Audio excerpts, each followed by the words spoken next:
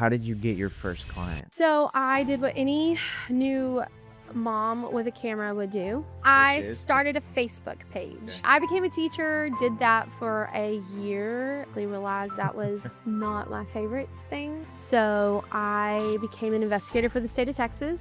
Are people paying me because they feel sorry for me? You know, you just go through these phases of being an entrepreneur, but eventually you get your stride. There's a lot of businesses that do not have the best product and they're busy because they're visible. And then we have other small local businesses that have an amazing product, an amazing service, but they're not busy. It's because nobody knows they're existing. If you post 2 videos every single day for 30 days, Your clientele. your life will look very different. Today's episode is sponsored by Empire Management Group.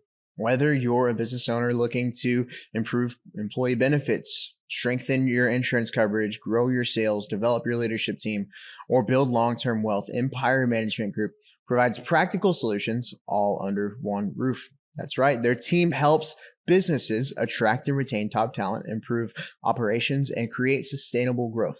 Plus, through premier partnerships like Aflac, they offer career opportunities for individuals looking to make an impact in their community. Learn more at empire-management-group.com.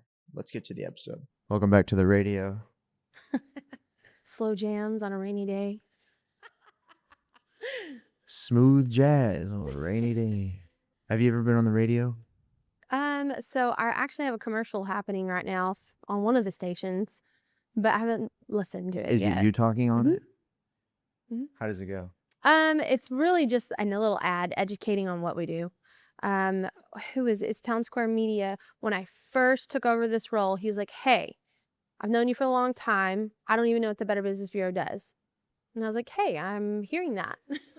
And so he called me in his office. We talked and he's like, "Okay, listen, let's do a trade." And I was like, "Okay." And he's like, "Accredit Town Square, and I'm going to give you a whole year of advertising for free." I mean, the accreditation, $330. Yeah. So we There you did. go. Yeah. And so I have just all these little bits, 30-second bits is really what they are. And it's just talking about how the Better Business helps consumers. And then there's another bit about how we help businesses. And then we bridge the gap between the two. So So what's your last name now? my last name is Cassidy. Britini Casady. Yes. I have Brittany Brown just like etched in my know. mind, so I'm gonna have to figure that one out. And that's what I was thinking about. Like, do I come on as Brittany Brown still and No, just no. face as like, because You're nobody Brittany knows. Casady now. Nobody knows. This who is the Brittany Cassidy announcement to is. the world. Oh, this is okay. Yeah, we're going Okay. right now. This is Brittany Cassidy. Brought to you live. Welcome to the podcast, Brittany Casady. Thank you. President and CEO of the Better Business Bureau of the Big Country. Yes. What does that cover? How many counties are y'all part It's of? 13 counties. Okay. We start Snyder and go all the way to Eastland, Coleman. We are going to Breckenridge, Brownwood, Colorado City, Sweetwater. We have a nice little section. So how many businesses are accredited right now? Right now we have about 712 accredited businesses. Okay. What's y'all's goal? So our goal is all of them. No, just kidding. Do you know, fun fact, let's see. Do you know how many businesses there are? So the last math when I first was brought on, it was 13,000. I'm It's gonna kind of going up compare towards this to ChatGPT's answer 15,000. for fun. Okay. Okay. How many businesses are located in The big country. the big country? Dun, dun, dun. It's searching the web. Okay, it's counting 19 counties. Okay. So it's We're going to be a only little bit 13. more. 22 to 25,000 businesses. Okay. So it's probably right. Yeah. Dang. I know. Look at me go. Brittany Casady doing the research beforehand. That's awesome. Okay, so that's quite a bit. It is a lot. Not every business gets to be accredited. Yeah. So we're really not trying to accredit every business. What we're doing is we're looking The good for ones. reputable Mhm. businesses that operate with trust and integrity. They're advertising trustworthy. They're, I don't know what else. Yeah, just great businesses. Yes. So let's get into your story just a little bit. Okay. For those of our listeners who have never met you before or have heard about what you've done in the past, kind of go through like what was your career like before the Better Business Bureau and how did you end up in this position? Okay. I mean, it's a good story. So I grew up here. I was raised here. My dad has had a business here for many years. Um, Even when I was a child, my dad was the body shop and manager for the body shop in Baird at Hanner. And so he has always had that business mindset. And so as a kid, he would, talk through all the things, and we'd sit at the dinner table and he would tell us, all the things. And then along the line, he got the call to preach. And so he left his good paying job uh, and stepped out in faith to become a preacher. And so that opened up the door for him to work at home on the side in his own little shop. And so then he started his entrepreneur stuff. And with that, being a kid, he pulled us in a lot and we learned how to run a business. And so I always wanted to own a business, but I didn't really know what I wanted to do. So when I went to college, I went to school for teaching. I graduated from Hardin-Simmons. I became a Go teacher. Cowboys. Yes. I became a teacher, did that for a year, maybe 2, and quickly realized that was not my favorite thing. I Yeah. love children, but there's a lot. And honestly, I like to move up Mhm. in the world, and I like Yes. to do things, and I'm a go-getter, and being a teacher was very slow for me. Yeah. And so that it just wasn't something that I loved. Yeah. So I became an investigator for the state of Texas. That's a switch up. That was a change. Did that, and then I got married. We had a baby, and she was sick, so we were going to Cooks a lot. Um, and he was working out of town significantly. He was a directional driller, and so he was like, "Just quit your job. You can come see me. It'll work out." So that's what I did. I left that job, and I was home for about 30 days and decided that I needed to start some business because being at home Yeah. and not having I love people. And so not having any interaction was hard for me. So I started my photography business, and I had a friend, Kayla Couch. She was doing photos, and I would go over to her house. We would hang out. We would take pictures. She was showing me things. I was learning things. I signed up for classes. I went ahead and just jumped in it, started my business. God blessed me with clients. And within 2 months, I was able to start a studio. Wow. And here we are 11 years later, and I still have a studio. Wow. So it was a blessing. Where's it at? It's on South 14th. Okay. It's in the People Plaza. Yeah. So I really enjoyed it over I there. need to go over there sometime. I like it. So you just decided taking pictures, photography is just going to be the thing. You enjoyed it. Yes. How did you get your first clients? So I did what any new mom with a camera would do. I is? started a Facebook page. So I did. I started a Facebook page. You'd be surprised. That's better than about 80% of other Really? people who want to start a business. Yep. Well, that's what made the most sense to me. Obviously, I'm like, well, people need to know I'm doing this, and I want to brand it. So I just talked to my friends. I'm like, hey, I am now doing pictures. Let me take pictures of your kids. And that's what I would do. I would do them for really cheap, and I would just post and post and post and post. And then, of course, when you're first starting, you grow and you get better, and you go through the phases of imposter syndrome. Yeah. Because, well, I didn't go to college for this. Am I actually good at this? Are people paying me because they feel sorry for me? Yeah. You just go through these phases of being an entrepreneur and owning a business. And sometimes some of the phases last a little longer than others, but eventually you get your stride. Yeah. Eventually you get your consistency in the market, and things start to grow. Yeah. And so they were growing. Things were going really great. In 2022, life-altering things occurred, even with our economy. Mm. I'm a luxury business. So it's one of those things that slows down.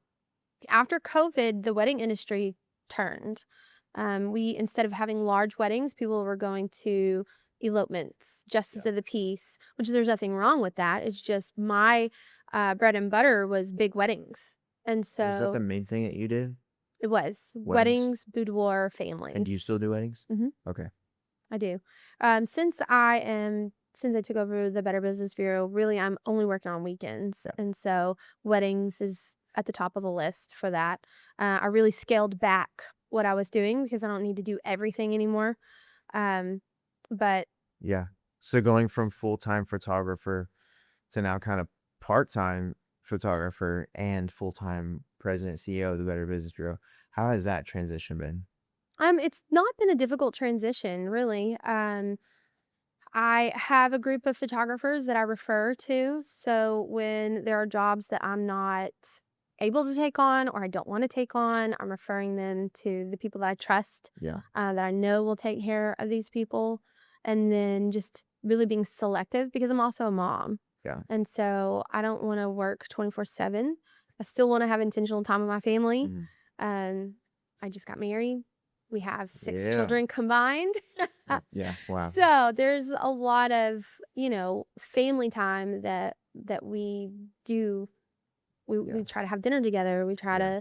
to, make sure that we spend a good amount of time together. Yeah. And I think if that's what you see as success in life is like prioritizing family, then there's 100% a way to do that in today's culture because a lot of people don't.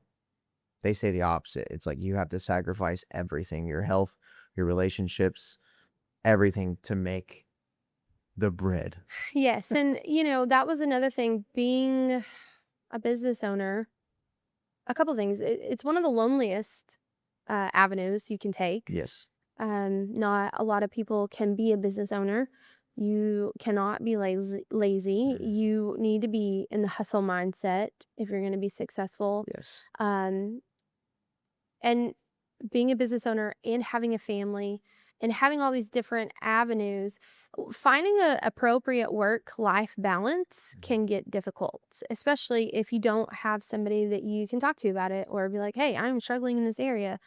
So that was something that I really had to learn. I had a baby and I was building a business. And then I had another baby and I'm still doing my business. And now I have 2 kids and one's Mhm. nursing exclusively. And, it was just learning how to juggle life at home and life at work and how to make it to where I'm not falling short in both. And then I'm not really good at one and really terrible at the other. Yeah. It was a definite trial and error. Yeah. No, I totally get it. And I think that's one thing that's cool about the creative industry is you can have some flexibility on that and be able to do those things. Like having this job, it sometimes feels like I'm cheating because I'm like, Right. if I need to leave for a week, I can just Block your prepare calendar. ahead. I can block the calendar, make sure I'm caught up or ahead for the next week and just go. Yeah. And so I feel like that out of everything is the biggest perk. Like if we want to go to the DFW area, visit family for 3 or 4 days, I can, which is like heaven. Even if Yes. I don't make very much money with this business, but it allows me to do that, Mhm. that's everything. to Winning. me. And I definitely feel that because owning my own business gave me freedom. Now I will say owning your own business, like you're going to work harder and longer for yourself than you have anybody else Mhm. ever. And that goes with being a realtor, that goes with being a photographer, that goes with anything that you're doing where you're the brand, you're the face. You're going to work harder and longer. However, you do have flexibility Yeah. in creating things. And that was something that was terrifying for me transitioning into the corporate world again. I hadn't been in the corporate world for 11, 12 years. Yeah. So transitioning to now I have a lunch hour. I don't want to just take an hour. Like, what do you mean I have to be back in And an I have hour? 45 minutes. Do you realize how long it takes me to get to my lunch destination? Can we take that out of there? Yeah. So an hour and 45 minutes, if we include travel time. Yeah. Commute. Yes. And so that was a big transition for me because I am such a creative that I don't want to be confined. Yeah. What do you mean I have to clock in at 8:30? Yeah. That was my biggest concern when I first stepped back into the corporate Yeah. world. And when I first stepped back in, I didn't step back in as CEO. I stepped back in as a business relations representative. And so I had a boss, and I always told everybody, like, I am not a good employee, because I don't want to take an hour lunch break. I want to come in when I want to come in. Well, And you were used to the old correct. entrepreneur lifestyle, yeah. Yes. Yes. So that was a big mind shift for me as well, because I want to succeed in anything that I do, and I want to do it well. And so coming in and having to be very self-disciplined at making sure I'm back at the right time, Yeah. that took extra self-discipline for me because I'm such a feral being that, Free spirited. yes, Yeah. free-spirited and feral, same thing for me. But that was a big shift. And then once I became CEO, that's even more of a being self-disciplined and where I am Yeah. and making sure I'm available. I have a board, I have an executive committee, and making sure I'm available to them and available to the staff, available to our accredited businesses, and just learning how to shuffle and juggle all the things and wear all the hats. Yeah. And I feel like you have a unique perspective. And the reason that you're a good fit for this position is because you have been in business in this area for so long. And so I feel like you have a good insight Absolutely. as to what the business owners need and want. Well, and when I have a business owner call and they're telling me that they're struggling, like I can feel that. Like in my soul, I can feel that. And sometimes it just takes an outsider to be able to look at what they're doing and what's not working and just give them some ideas, And because I think like a business owner and not just somebody that's worked behind a desk their whole life. And no offense to anybody that has, but it is a different thought process.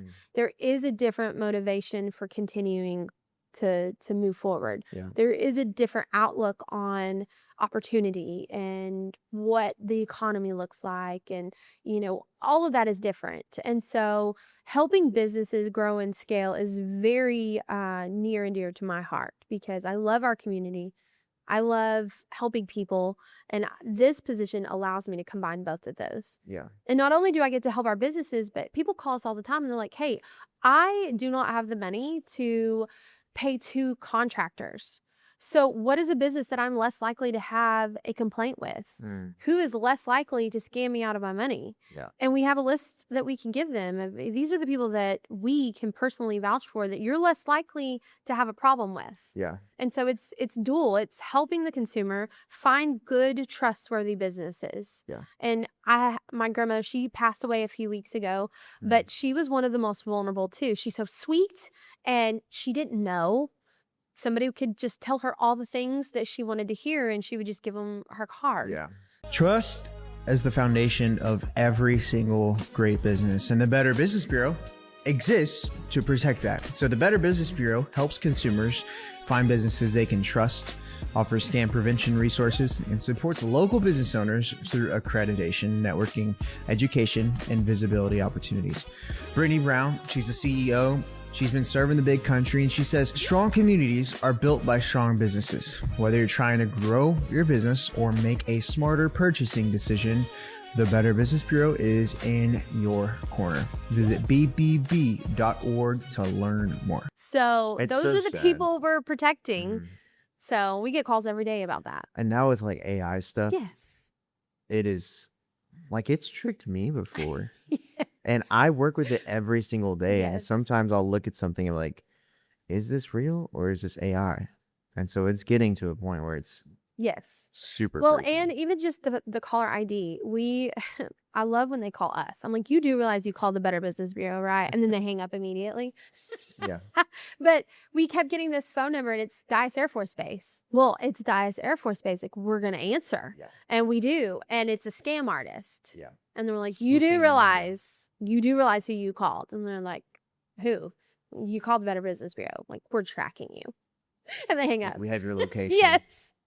So that's always the fun part. So what have been some of the craziest things that you maybe didn't expect to go through in this position so far? I really think the rebrand. So basically, we're rebuilding an organization from the ground up. And I don't think I expected that because nationwide, the Better Business Bureau is well respected and most people understand what it is. In our region, in our pocket, people don't. And so they don't know that we have an office here. Yeah. They don't know what we do. They don't know how we can help. They also don't understand, the difference of being accredited versus, paying to play. That's what a lot of people, well, you have to pay to play, and that's not how it works. And so especially on social media, when I see those, I'm like, hey, call the office and let's talk, genuinely. Like, I want to be able to give you the opportunity to ask me any question, and I want to be able to answer it because there's a lot of misinformation out there. There's a lot of misunderstanding. Yeah. And so that's why, we're here and we're doing podcasts and we're sponsoring and we're really getting a part of our community because we are a resource that businesses can use and that Yeah. consumers can use. Yeah. Okay, so say somebody's on the fence about joining the Better Business Bureau. Because before I met you, I didn't know it was a thing around here. And so what are some of the kind of benefits of being a part of the Better Business Bureau? So one of the biggest benefits is when the people are calling us and they're asking, who is trustworthy? We have a list of trustworthy businesses. That's the first one. And that is not anything I have changed or done. That's just the basis of what the Better Business Bureau is anyways. Yeah. We have standards of trust that our businesses, it's criteria that they have to check off and meet. And we do actually look at the businesses. We do verify. And so when we're giving these names to our consumers, they're actually businesses that we have verified. You are less likely to have a complaint with this. The other thing that we offer is complaint resolution. So everybody gets a little stressed when we talk about complaints because nobody wants to deal with complaint resolution because it's terrifying. As a business owner, I've dealt with that myself. Like, what do you mean somebody's complaint? Like, that is terrifying. What did I do? You take it very personal because your business is your baby. Absolutely understandable. The thing that most people aren't understanding is the complaining is not the problem because you cannot please everybody. Like, you just can't. You cannot make everybody happy. Somebody's going to be upset. B, businesses have bad days too. And businesses make mistakes. Because businesses are people. Exactly. Does that make them a bad business? Absolutely not. Does that make them a not reputable business? Absolutely not. Yeah. So where we're seeing the main factor is how our business is responding to the complaints. That tells more about the business than the actual complaint. Is the business talking to the consumer? Are they resolving it? Are they being in good communication, or are they ignoring it, stonewalling, disregarding them? And honestly, that's where the rating system comes into play that people don't understand. I don't know if you saw the Buc-ee's incident. And I don't even know if I can talk about this. Sure, go for it. So if it gets taken down, it's fine. I don't care. Well, Buc-ee's had a poor rating with the Better Business Bureau. Okay. And it went viral. Are they accredited? No. Okay, so they just have a bad rating. Yes. Okay. And that's the other myth is, well, I'm not accredited, so you can't. No. We deal with businesses that are accredited and not accredited with complaints every day, all day. It doesn't matter. We're mediators. That's what we do. So whether your business is accredited or not, we can still reach out to you and talk to you about this complaint, and how you respond is going to deem your rating. So Buc-ee's had an F rating. People lost their mind. They're like, we love Buc-ee's. Well, understandable. The problem is Buc-ee was stonewalling their complaints. Instead of answering complaints or trying to figure out what is going on, they would just completely block them, black them out. They would not respond. Therefore, their rating went down. It had nothing to do with anything else. And so that's what I am trying to educate our businesses on. If you get a complaint, just talk to us. We are human. We understand. Not every consumer is justified in their complaints. We are not asking you to give this consumer whatever they ask. We're just asking for communication. Give us your side of the story. What happened? What's going on? Tell me what took place. And then we will record all of that information. We'll send it to the consumer and we'll move forward. And then you're left unscathed. Yeah. So I didn't know that happened to Buc-ee's. It was wild. It was a whole viral thing. So what happened now? Have they responded or No. anything? Still not. No. And as a matter of fact, there was a big like press release about it. And so the national BBB sent emails to everybody. They're like, if people message you about Buc-ee's, send it to us. And so it was one of those things. We don't have a Buc-ee's in our service Yeah. area, so it didn't have anything to do with us. Yeah. So we didn't have to worry about that. I But, wonder if they don't even really care. oh, I'm sure. Well, I mean, it's Buc-ee's. They're making ridiculous amounts of It's money. So I'm Buc-ee's. like, I mean, if I was the owner and a few people had complaints, I don't know. Well, I think it was thousands. Oh, thousands Yes. of people. What was it about?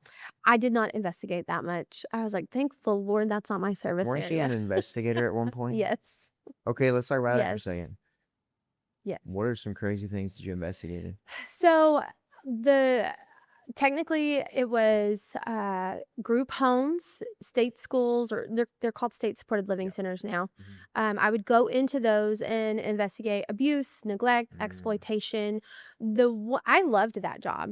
But I also started at the state supported living center working for direct care for 6 months. I had a degree, but because I didn't have any experience, I had to start at the bottom so I could become a case manager and continue to move up. And honestly, I think that in that line of work, everybody should start as direct care because you learn a lot about what that job actually entails and the amount of work that these people do and the lack of appreciation that they get. For the caretakers? For the Okay. caretakers. Because taking care of somebody with disabilities, whether they're intellectual or physical, it is a exhausting, hard job. And it honestly, it takes a special person to do that Yeah. because you can get really frustrated with people. You can lose your temper. There's all these different things. And so I was super blessed that even though I was not happy to begin with that I had to start in direct care, I met some of my best friends to this day in that position, and it allowed me to have a better understanding because I became a case manager. Well, when we're creating active treatment or we're creating goals for these individuals, I know the reality of the schedule. I know how the timeline works and what is actually helpful and what's just on paper that looks good for the state. Yeah. And so I was able to use that to my benefit. Yeah. And then moving up to the investigator, I loved that job because when I would show up, staff would be terrified because they're like, oh my gosh, the state's here. But because I didn't look at it as us against y'all, it was one of those things like, let's just figure out what happened. And it became less controversial. It became less terrifying. And honestly, I was able to help people in a lot larger scope because they felt comfortable talking to me. They weren't thinking that I was out to get them. And I actually, in that position, was able to help the clients instead of just being the case manager, making a bunch of rules and, scheduling for them. If there was an actual problem, I could shut the whole facility down until it got fixed. Yeah. So I loved that job because I actually was helping, but it did help me develop all kinds of skills, I bet, yeah. talking with people, gleaning information, following the little rabbit trails. It was very intricate. Investigating. Wow. I try not to use my powers for evil, but sometimes. That's so funny. I always have people come here in the studio who'll do podcasts. They're like doctors or like whatever, big time, like really out there changing lives, saving lives. And it's so funny because they'll like ask me what I do. And I'm like, well, basically I make YouTube videos and Instagram reels for a living. But do you know how many people can't even fathom how to do that? And I'm a professional yapper. Yes, you are, Daron. I made it. My husband says, and I was telling you this earlier, like, Daron just makes me want to tell my whole life story. You just have that personality about you, and it's awesome. I mean, it's a gift from God. Yeah. So. Well, if you go back and look at my first videos, they're awful. Well, and, dealing with businesses every day, social media is such a huge component right now in visibility that people want to do it themselves, but it doesn't look like how they want to look, how they want it to look. And so you have to kind of talk with them like, okay, what are we investing in? Like, Yeah. I see like a service like ours, just like anything else. Like if you don't know how to, if you're not a mechanic and you don't know how to fix your car, That's such a good you're going to analogy. waste more time and money trying to figure out how to do it on your own. And then you're probably going to end up messing it up anyways. And you have to take it back to a mechanic to undo everything that you messed up.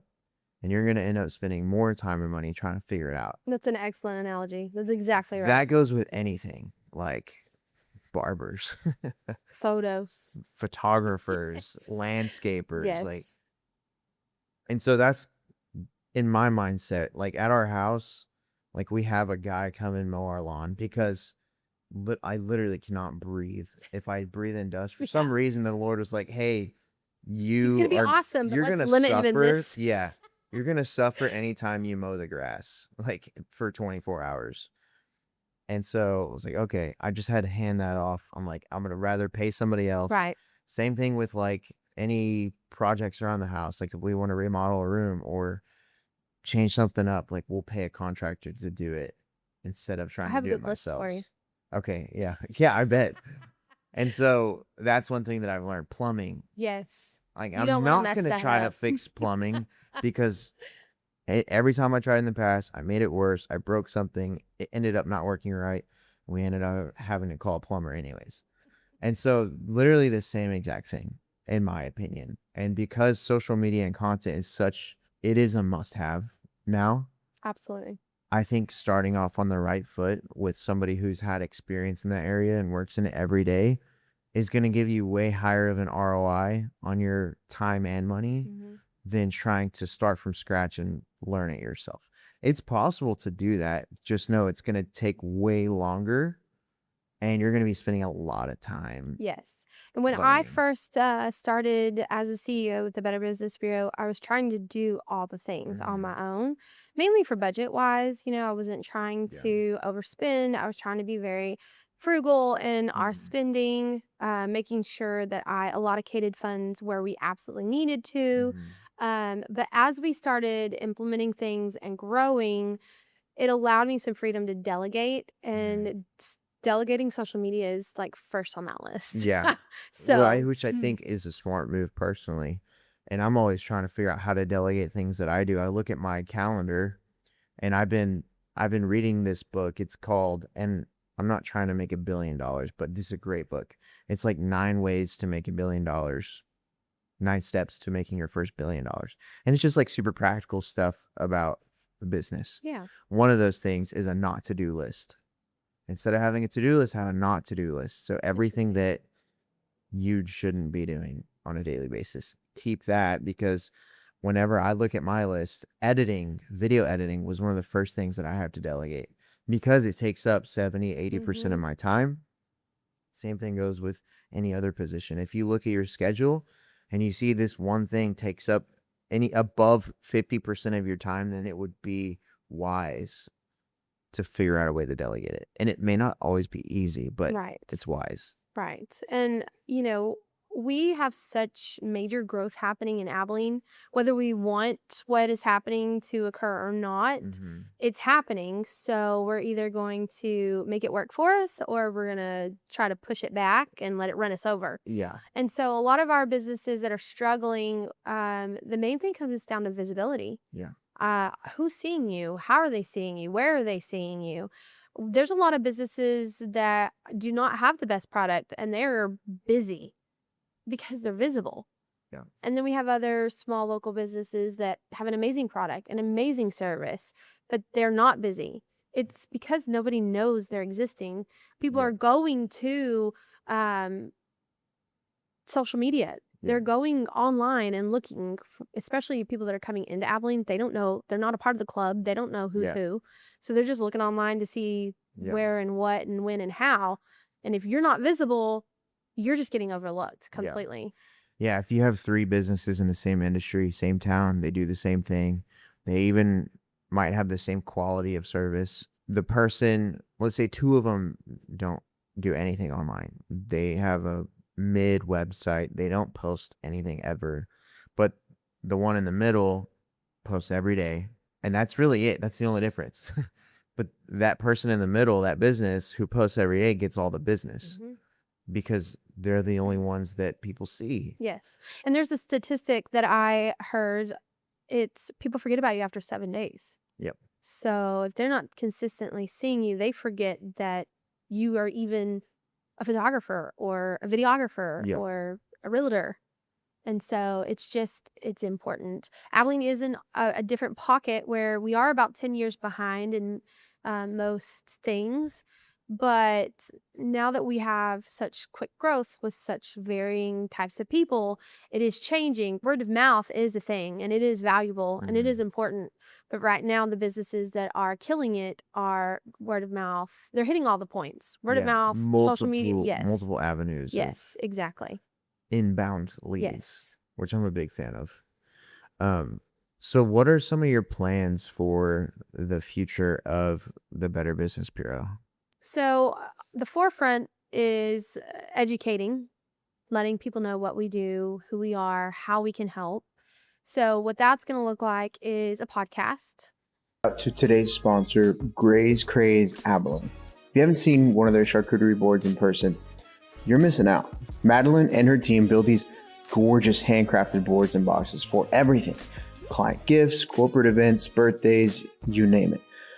They're in the Chimney Plaza off South 27th with free local delivery on top of pickup. Order online now at grayscraze.com/Abilene-Texas. Here's the best part. Mention this podcast when you order and get 10% off your next one. So go check out Gray's Craze and let's get back to the episode. Let's go. We're looking to debut in October. So that'll give us some time to get things set up, get our sponsors set up, get our businesses lined out for who we want to bring on. We are going to make it strictly available for accredited businesses.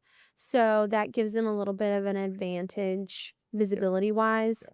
We have 712, and so we want to provide the opportunity to them.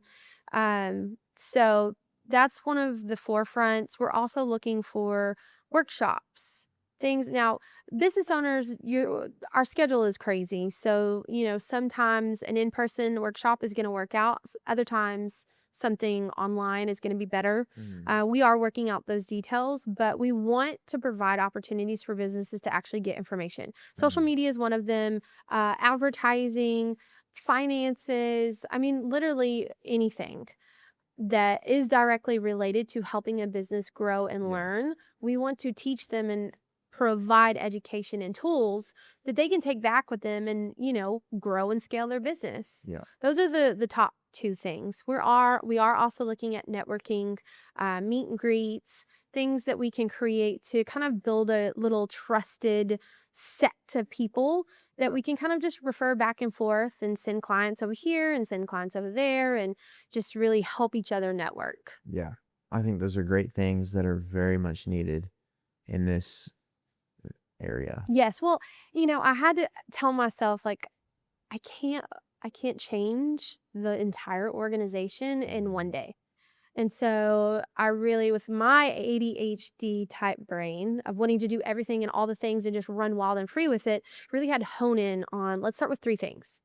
And let's get them good and let's do them well and let's get them moving and active.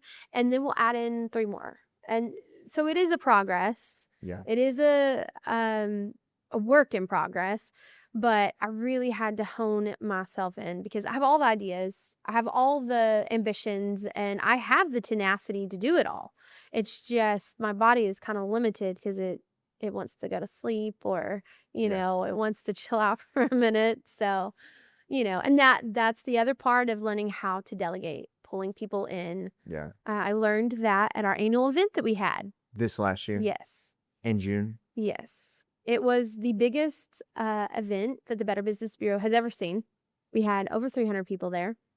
I did not want to just make people do things. And so I was like, it's fine. I'll handle it. Well, I did not get to sit down or eat. Yep. So learning to let go of the reins a little bit, having committees, delegating tasks, making sure that this is going to get done and I trust this person. Next year, we will make sure we have it. Because our goal is now, instead of 300, It's 500 Yeah. attendees. So, Why not 1,000? Why not oh, 5,000? Darren. Why not book at the convention center? Well, we are in talks. So, You could do it big. You could bring in Joe Rogan. well, it's such a fun event. I mean, Joe Rogan would love the event. We could have him do stand-up He comedy. would love it. He would love it. Him and Caleb Sutton, I could just see him. Oh gosh.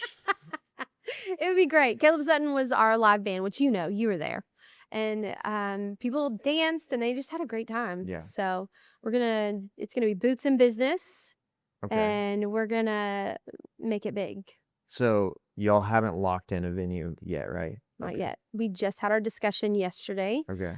We do have a couple of places that we're gonna reach out to, just because we have capped the space. I mean, we had too many, you know. So we're definitely gonna have to go somewhere bigger.